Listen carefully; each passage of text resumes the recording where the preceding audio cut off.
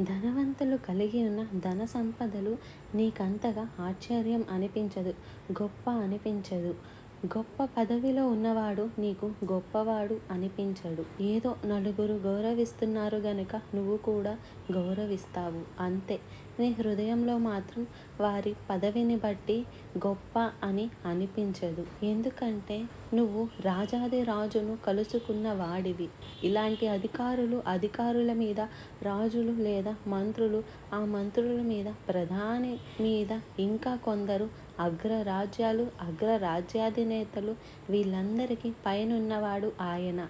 ఆయనతో పరిచయాలు ఉన్నాయి నీకు. అది విషయం.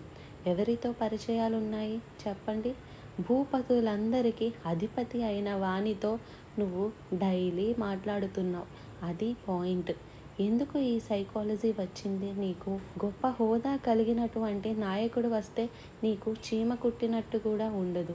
అందరేమో అట్లా చూస్తూ ఉంటే నీకు చీమ కుట్టినట్లు కూడా ఉండదు.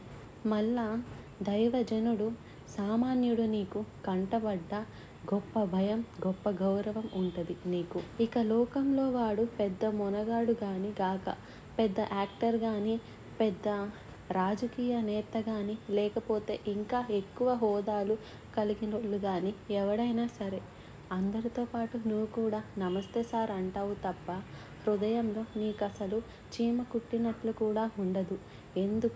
ఎందుకంటే వీళ్ళందరి మీద అధిపతి అయిన వారితో నువ్వు వ్యవహరిస్తున్నావు. వీళ్ళందరికీ అధిపతి అయిన వానితో నువ్వు మాట్లాడుతున్నావు. అంతేకాదు ఆయన కొడుకువు నువ్వు, ఆయన కూతురువి నువ్వు. అది నీ ఫీలింగ్. దేవునికి స్తోత్రం కలుగునుగాక.